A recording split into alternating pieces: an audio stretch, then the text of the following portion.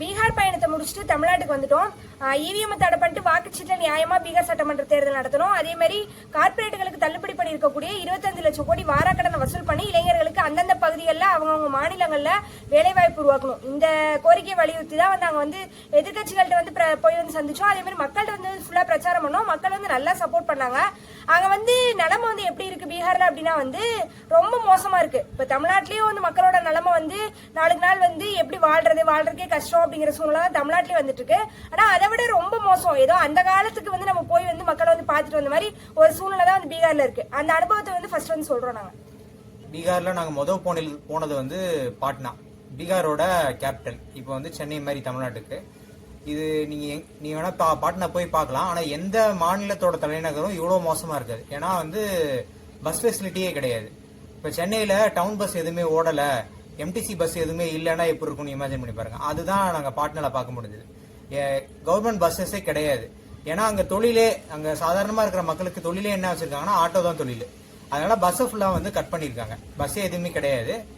Auto வந்து பாட்னா ஜங்ஷனுக்கு ஏத்தாப்புல வந்து ஒரு 3 மாடி கட்டிடத்துக்கு ஆட்டோ நிக்கிறதுக்காக மட்டுமே வந்து ஒரு பில்டிங் இப்போ வந்து ரீசெண்டா கட்டிருக்காங்க கவர்மெண்ட் சார்பில். அது என்ன காரணம்னா, வரிசையா நிறைய ஆட்டோ இருக்கனால ஆட்டோ டிரைவர்ஸ்குள்ள சண்டை வருதுன்னு சொல்லிட்டு அந்த 3 மாடி கட்டிடத்துக்குள்ள ஒரு ஆட்டோ சவாரி முடிஞ்சு உள்ள போகுது. வரிசையா ஆட்டோக்கள் உள்ள போகுது. அந்த பில்டிங்ல இருந்து இன்னொரு பக்கம் ஆட்டோக்கள் வந்து வெளியே வருது. வெளியே வர ஆட்டோக்கள்ல மக்கள் வந்து சவாரி ஏறுறாங்க. அதாவது ஒரு ரவுண்ட் வந்து அந்த ஆட்டோ டிரைவர் வந்து ஒரு சவாரி முடிச்சிட்டாருன்னா அவர் அந்த பில்டிங்குள்ள போய் வெயிட் பண்ணணும்.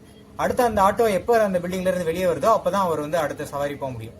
இது மாதிரி ஆட்டோ டிரைவர்கள் வந்து எக்கச்சக்கமா நிறைய ஆட்டோக்கள் இருக்கு, ஆயிரக்கணக்கில் ஆட்டோக்கள் இருக்கு. ஆட்டோ டிரைவர்கள் இந்த மாதிரி ஒரு சிஸ்டம் வந்து ஃபாலோ பண்ணி அங்க வந்து பொல போட்டிட்டு இருக்காங்க. அது பார்க்க முடிஞ்சது. ஊர் ஃபுல்லா எங்க போகணும்னாலும் ஆட்டோல தான் போக முடியும். நம்ம பஸ்ஸுக்கு வெயிட் பண்ணி போனோம்னா அது வந்து ரொம்ப கஷ்டம் அப்படிங்கிற சூழ்நிலை இருக்கு. இன்னொன்னு வந்து அடுத்த நாள் 2வது நாள் வந்து கயா மாவட்டத்தில் பண்ணோம். கயா மாவட்டம் வந்து பட்னால இருந்து இன்னொரு மாவட்டத்தை கடந்து போனோம். ஒரு டிஸ்ட்ரிக்ட் தாண்டி இன்னொரு டிஸ்ட்ரிக்ட். அதுவும் ஒரு முக்கியமான நகரம். ஒரு பாட்னா எப்படி வந்து கேபிட்டல்ன்றனால கொஞ்சம் பணக்காரங்க இருக்கக்கூடிய ஒரு பகுதி மாதிரி, கயா வந்து ஒரு டூரிஸ்ட் சென்டர். அதனால அங்க வந்து கொஞ்சம் பணம் புழக்கக்கூடிய பகுதி. அங்க போற வழியில ஃபுல்லா வந்து நாங்க பார்த்தது எப்படின்னா, பழைய காலத்துல தமிழ்நாட்டில் இருக்கக்கூடிய கிராமங்கள் மாதிரி தான் இருக்கு பகுதிகள். அங்க ஸ்டூடெண்ட்ஸ் வந்து சிட்டில வந்து படிக்கிறாங்க, பக்கத்துல எங்கேயாவது காலேஜஸ்ல படிக்கிறாங்க. அவங்க ஃபுல்லா அந்த லோக்கல் ட்ரெயின்ல கயாக்கும் பாட்னாக்கும் நடுவில் இருக்கிற பல கிராமங்கள்ல இறங்குறாங்க. பல கிராமங்கள்ல வந்து ஸ்டேஷன் வந்து எப்படின்னா, ஸ்டேஷன்ல வந்து பிளாட்ஃபார்மே இருக்காது. நீங்க பஸ் ஸ்டாப் அங்கங்க கூரை இருக்கும்ல, அது மாதிரி பஸ் ஸ்டாப் மாதிரி தான் கூரை இருக்கு. பிளாட்ஃபார்மே கிடையாது. ஆனா அங்க ட்ரெயின் நிக்குது. படிக்கட்டுல இருந்து வரிசையா இறங்கி கீழே ஏறாங்க, அதே மாதிரி திருப்பி ஏறாங்க. இது பார்க்க முடியுது. ஸ்டேஷனே கிடையாது ஆக்சுவலா. ஆனா அதான் ஸ்டேஷனா வந்து யூஸ் பண்ணிட்டு இருக்காங்க. போக்குவரத்து வசதியே கிடையாது, பஸ்ஸே கிடையாது. அந்த ட்ரெயின் தான், அந்த லோக்கல் ட்ரெயின்ஸ் வந்து இருக்கு கயாக்கு, பாட்னால இருந்து கயாக்கு. அதை தான் யூஸ் பண்ணிட்டு இருக்காங்க. கயா போனதுக்கு அப்புறம் என்ன பார்க்க முடியுதுன்னா, டூரிஸ்ட் சென்டர். நிறைய ஃபாரினர்ஸ் வந்து வர்றாங்க. அது ஒரு புத்தர் வந்து தன்னோட ஞானம் பெற்ற இடமான அந்த போதி மரம் வந்து அங்கதான் இருக்கு. அது வந்து ஒரு மகாபோதி டெம்பிள்னு சொல்லி ஒரு கோயிலா வந்து அங்க இருக்கு. அங்க வந்து நிறைய ஃபாரினர்ஸ் வர்றாங்க. அதே மாதிரி சவுத்துல இருந்து நிறைய டூரிஸ்ட் வராங்க. இப்ப நாங்க அங்க கயாக்கு போனப்ப தெலுங்கு பேசக்கூடியவங்க, கன்னடம் பேசக்கூடியவங்க, தமிழ்நாட்டுல இருந்து கொஞ்சம் டூரிஸ்ட் எல்லாரையும் பார்க்க முடிஞ்சது. அதே மாதிரி வியட்நாம், நேபாள், அதே மாதிரி தாய்லாந்து, இது மாதிரி நாட்டுல இருந்து வந்த டூரிஸ்டும் ஃபாரினர்ஸையும் நாங்க பார்க்க முடிஞ்சது. அப்படிப்பட்ட அந்த ஃபாரினர்ஸ் இந்த மாதிரி நிறைய டூரிஸ்ட் வரக்கூடிய ஸ்பாட்லயுமே வந்து மக்கள் வந்து நிறைய தொழில் நடக்கிற மாதிரி எல்லாம் தெரியல. அங்கங்க கடை ஓபன் பண்ணி வச்சிருக்காங்க, சும்மா தான் உட்காந்துருந்தாங்க. நாங்க போய் நோட்டீஸ் கொடுக்குற கிளிப்பிங்ஸ் எல்லாம் கூட உங்களுக்கு காட்டுறோம். அங்கேயுமே வந்து பெருசா வந்து தொழில் இல்லை. அங்கேயும் மக்கள் வந்து வறுமையில இருக்காங்க, கஷ்டத்துல இருக்காங்கன்றது பல ஆட்டோ டிரைவர்கள் இருக்காங்க, பேட்டி எடுத்தோம். அவங்க வந்து பதிவு பண்ணாங்க. பெருசா வந்து தொழில்கள் இல்லை. அப்ப வந்து பாட்னா வந்து ஒரு முக்கியமான தலைநகரம். அங்கேயும் பெருசா தொழில்கள் இல்ல. ஆட்டோ தொழில் அப்படிங்கறத நம்பிதான் பெருமையான மக்கள் வந்து இருக்கிறாங்க. கயா வந்து ஒரு டூரிஸ்ட் சென்டர். அங்கேயுமே வந்து பெருசா தொழில்கள் இல்லை அப்படிங்கறதான் மக்கள் வந்து வெளிப்படுத்துறாங்க. ஒரு ஸ்டாட்டிஸ்டிக்ஸ் நாங்க வந்து இதுக்கு முன்னாடி போறதுக்கு முன்னாடி எல்லாமே பார்த்துட்டு இருந்தோம், அனலைஸ் பண்ணிட்டு இருந்தோம் பீகார் பத்தி. தனிநபர் வருமானம், ஒருத்தரோட வருடத்துக்கான தனிநபர் வருமானம் பார்த்தா வெறும் 60,000 தான். அதை வந்து கண்கூடா பார்க்க முடிஞ்சது. அப்ப மாசத்துக்கு நீங்க வந்து எவ்வளவு அங்க வருமானம் இருக்கும் அப்படிங்கறத கணக்கிட்டு பாத்துக்கலாம். அந்த அளவுக்கு சாதாரண மக்கள் வந்து ரொம்ப கஷ்டப்படுற நிலைமையில இருக்காங்க. பாட்னால ஒரு மீகர் செக்ஷன் மட்டும்தான் வந்து ரொம்ப வெல்த்தியா இருக்காங்க. நீங்க பாட்னால போனா பாக்கலாம். நீங்க வந்து இங்க பார்க்கக்கூடிய அளவுக்கு அங்க வந்து நிறைய கார்ஸ் இருக்கும், அதே மாதிரி பைக்ஸ் இருக்கும். நிறைய செலவு பண்ணி ஆடம்பரமா வாழக்கூடிய மக்களும் அங்க இருக்கிறாங்க. ஆனா அவங்க வந்து ரொம்ப கம்மி. பாட்னா விட்டு ஒரு 10 நிமிஷம் லோக்கல் ட்ரெயின்ல கிராஸ் ஆனீங்களா ஃபுல்லா வந்து கிராமம் ஆயிரும். அந்த சிட்டியை தாண்டின உடனே கிராமம் ஆயிடுது. அதையும் வந்து பார்க்க முடிஞ்சது. இப்போ ஒரு சின்ன சர்க்கிள் மட்டும்தான் அங்க வந்து ஒரு meagre percentage of the population தான் அங்க வந்து ரொம்ப வெல்த்தியா இருக்காங்க. மற்றபடி மக்கள் வந்து ரொம்ப அடித்தட்டுல ரொம்ப கஷ்டப்படுற நிலைமையில இருக்கிறாங்க. அதுக்கப்புறம் நாங்க கயால முடிச்சுட்டு வந்து ட்ரெயின் ஏறுறதுக்காக வந்து ஹவுரா போனோம். கயால இருந்து ட்ரெயினி ஹவுரா வந்து வெஸ்ட் பெங்கால்ல இருக்கிற ஒரு முக்கியமான ரயில்வே ஸ்டேஷன். அங்க வந்து 23 பிளாட்ஃபார்ம் இருக்கு. அவ்வளவு பெரிய ஸ்டேஷன் அங்க வந்து ஒரு அந்தியோதய ட்ரெயின்ல இருந்தா நாங்க வந்து தமிழ்நாடு நோக்கி வந்தோம். ஹவுரால இருந்து எர்ணாகுளத்துக்கு வந்து ஒரு அந்தியோதய ட்ரெயின் இருக்கு. என்ன நிலைமையில இருக்கு வடநாடு அப்படிங்கறத வந்து நீங்க வேற எங்கேயுமே போத்தவில்ல, ஹவுரா ஸ்டேஷனுக்கு போனாலும் தெரிஞ்சுக்கலாம். ஏன்னா ஹவுரா ஸ்டேஷன்ல நாங்க ஏறின அதே ட்ரெயின்ல வந்து யூபில இருந்து பசங்க வந்து ஏறுறாங்க.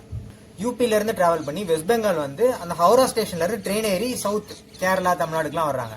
அதே மாதிரி யூபி, பீகார் இந்த மாதிரி மாநிலங்கள், முக்கியமா வெஸ்ட் பெங்கால், இந்த 3 மாநிலத்தோட இளைஞர்களும் சாரசாரியா அங்க இருந்து கிளம்புறாங்க. அது வந்து ஃபுல்லி அண்டர்சோட அந்தியோதய ட்ரெயின்றதுனால எல்லா கோச்லயும் நாங்க வந்து கூட்டத்தை காட்டுறேன், நீங்க பாக்கலாம். அங்க ஏறின இடத்துலயே வந்து அந்த ட்ரெயின் வந்து ஃபுல்லா பேக் ஆயிருச்சு. யாருமே அதுக்கப்புறம் நின்று தான் போக முடியும், யாருமே எங்கேயுமே உட்கார முடியாதுங்கிற அளவுக்கு பேக் ஆகுது.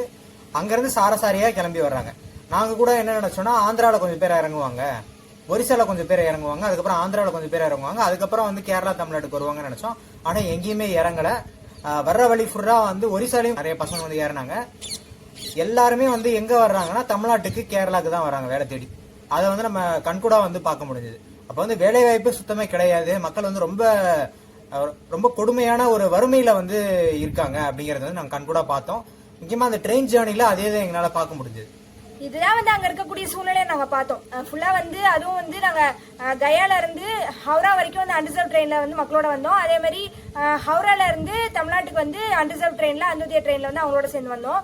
ஃபுல்லா வந்து அங்க வந்து அந்த ட்ரெயின்ல வந்து நாங்க வந்து என்ன பார்க்க முடிஞ்சு அப்படின்னா, அந்த காலத்துல நம்ம வந்து புத்தகங்களை படிப்போம், நிறைய படங்கள் எல்லாம் வந்து பார்ப்போம். அடிமை ஃபுல்லா வந்து அடிமைகளா வந்து மக்கள் வந்து எப்படி இருப்பாங்க அப்படிலாம் பார்ப்போம். அந்த நிலைமையில தான் அவங்க இருக்காங்க. அங்க இருந்து இங்க வந்து அவங்க ஊரோட சரி, அவங்க ஊர்ல இருக்க வரைக்கும் வந்து கொஞ்சமாச்சும் வந்து அவங்க வந்து சிரிக்கிறாங்க, எல்லாம் பண்றாங்க. அதுக்கப்புறம் ஃபுல்லா வந்து அவங்க வந்து அடிமைத்தனத்துக்கு ப்ரிப்பேர் ஆயிடுறாங்க.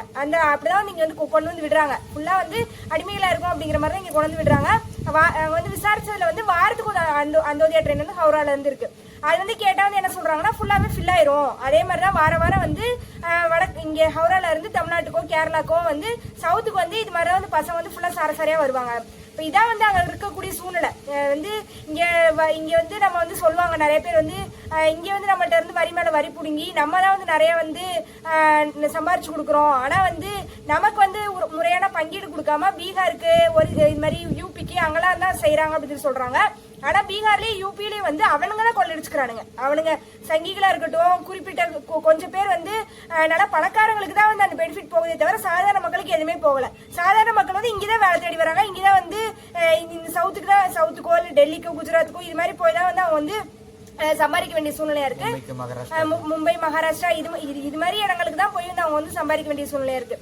ரொம்ப ஒரு மோசமான சூழ்நிலையில வந்து இந்தியா வந்து போயிட்டு இருக்கு. அடுத்து இங்கேயும் வந்து மறைமுகமான ஆட்சி, தமிழ்நாட்டிலயும் வந்து சவுத்லயும் மறைமுகமான ஆட்சி RSS தான். அதனாலதான் வந்து மோடி வந்து என்னைக்கு வந்து இங்க வந்து பிரைம் மினிஸ்டரா உட்கார்ந்தாரோ அன்னைக்கு இருந்தே வந்து எல்லாமே காலியாக ஆரம்பிச்சிருச்சு. அது மக்களுக்கு சாதாரணமா தெரியும். அது வரைக்கும் வந்து கொஞ்சம் வந்து கல்வியில முன்னேற்றம் இருந்துச்சு, வேலை வாய்ப்புல முன்னேற்றம் இருந்துச்சு, படிச்சா நல்ல வேலைக்கு போலாம் அப்படிங்கிற சூழ்நிலை இருந்துச்சு. தொழிலுமே வந்து ஒரு தொழில் வச்சா நல்லபடியா முன்னேறலாங்கிற சூழ்நிலை இருந்துச்சு. ஆனா மோடி ஆட்சி, பிஜேபி ஆட்சி என்னைக்கு வந்து இந்தியால வந்துச்சோ அப்பயே வந்து எல்லா தொழிலும் பின்னாடி போக ஆரம்பிச்சிருச்சு, எல்லா வேலை வாய்ப்பும் பின்னாடி போக ஆரம்பிச்சிருச்சு.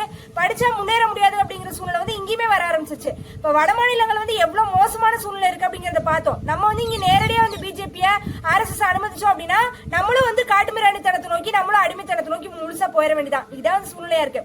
இதை வந்து காலி பண்ணணும், இதை வந்து நம்ம வந்து சரி பண்ணணும் அப்படின்னா பிஜேபி ஆட்சியில இருந்து அகற்றணும். அவங்க வந்து மத்தியில இருந்து ஆட்சியில அகற்றணும். அதுக்கு ஒரே வழி வந்து EVMக்கு எதிராக போராடி ஆகணும். EVMக்கு எதிராக போராடி EVM மிஷினை காலி பண்ணி நியாயமா தேர்தல் என்னைக்கு நடக்குதோ அன்னைக்குதான் பிஜேபி வந்து காலி பண்ண முடியும். இதை வந்து யார் பண்ணணும் இந்த வேலையை அப்படின்னா காங்கிரஸ் வந்து பண்ணணும். காங்கிரஸ் தான் முக்கியமான எதிர்கட்சி. ராகுல் காந்தி இதை முக்கியமா பண்ணணும். அங்க வந்து ஃபுல்லா சூழ்நிலை வந்து ஃபுல்லா எதிர்கட்சிகளுக்கு அவ்வளவு சாதகமான சூழ்நிலை இருக்கு. நம்ம வந்து இங்க இருந்து அங்க போய் வந்து கஷ்டப்பட்டு நம்ம இந்த வேலையை பாக்குறோம். மக்கள் வந்து அவ்வளவு சப்போர்ட் பண்றாங்க, தனிநபர்களுக்கு அவ்வளவு சப்போர்ட் பண்றாங்க. அப்போ ஒரு கட்சி வந்து இதை முன்னெடுத்தாங்கன்னா அது எவ்வளவு பெரிய விஷயமா மாறுங்க. ஃபுல்லாவே பிஜேபி மேல அவ்வளவு அதிருப்தி, மோடி மேல அவ்வளவு அதிருப்தி, அவ்வளவு மக்கள் கஷ்டத்துல இருக்காங்க. இதெல்லாம் வந்து பேச வேண்டியது யாரு? எதிர்க்கட்சிகள் பேசணும், ராகுல் காந்தி பேசணும். அவங்க பேச தயாரா இல்ல. அவங்க ஃபுல்லா வந்து RSS ஓட சேர்ந்துக்கிட்டு கூட்டுக்கல வரைத்தனம் பண்ணிட்டு இருக்காங்க. பிஜேபி RSS வந்து எப்படி வந்து முழுமையா வந்து ஆட்சியிலேயே வச்சிருக்கணும் அப்படிங்கிறது தான் காங்கிரஸ் மாதிரியே எதிர்க்கட்சிகள் வந்து வேலை பார்த்துட்டு இருக்காங்க. அதான் வந்து நம்ம வந்து இன்னைக்கு பார்க்க வேண்டியிருக்கு. அப்ப வந்து நம்ம தான் இந்த வேலையை பண்ணியாகணும். யாருமே பண்ணாம இருக்க முடியாது. இந்த வேலையை வந்து நம்ம பண்ணியாகணும். அதனால நாங்க என்ன முடிவு பண்ணிருக்கோம் அப்படின்னா, அடுத்து வந்து தொடர்ச்சியா வந்து பீகாருக்கு போன மாதிரி வந்து வட மாநிலங்களுக்கு வந்து ஃபுல்லா வந்து போறது அப்படின்னு முடிவு பண்ணிருக்கோம். யூபில இருந்து எல்லா வட மாநிலங்களுக்கு போய் மக்கள்கிட்ட வந்து இந்த பிரச்சாரத்தை முன்னெடுக்கிறது. எதிர்க்கட்சிகளை வந்து சந்திச்சு கட்சி தலைமை எடுக்க மாட்டாங்க. ஆனா வந்து இப்ப நம்ம வந்து பீகாருக்கு போறோம் அப்படின்னா கட்சி தலைமை வந்து இவிஎம் பிரச்சனை கையில எடுக்க மாட்டாங்க. ஆனா எல்லா நிர்வாகிகளுமே பீகார்ல வந்து நாங்க வந்து போய் சந்திச்சதுல இவிஎம் பிரச்சனை கையில எடுக்கணும், எலெக்ஷன் வந்து பீகார் எலெக்ஷன் வந்து வாக்குச்சீட்டுல நியாயமா நடக்கும் அப்படின்னா எல்லாருமே ஏத்துக்கிறாங்க. அது வந்து பீகார் மாநிலத்தில் இருக்கக்கூடிய தலைவர்கள் வந்து ஏத்துக்கிறாங்க, பீகார் மாநிலத்துல அந்த கட்சி நிர்வாகிகள் ஏத்துக்கிறாங்க. எல்லாருமே ஃபுல்லா சப்போர்ட் பண்றாங்க. நாங்க பண்ண வேண்டிய வேலை, ஆனா நீங்க தமிழ்நாட்டுல இருந்து இங்க வந்து பண்ணிட்டு இருக்கீங்க, சரியான நேரத்துல சரியான விஷயத்த முன்னெடுக்கிறீங்க. இதான் வந்து அவங்க சொல்றாங்க. இப்ப வந்து அப்படி சொல்றாங்க அப்படின்னா நம்ம கீழ்மட்டத்துல போய் வந்து எல்லா கட்சி தலைவர்களையும் நிர்வாகிகளையும் சந்திச்சு உங்க கட்சி தலைமை வந்து எடுக்க சொல்லுங்கன்னு சொல்லிட்டு அவங்கள வந்து வலியுறுத்தணும். இது வந்து முக்கியமான வேலை. அதை வந்து நாங்க வட மாநிலங்களை போய் பார்க்க போறோம். ஏன்னா வந்து வட மாநிலங்களை அவங்களை காலி பண்ணணும்.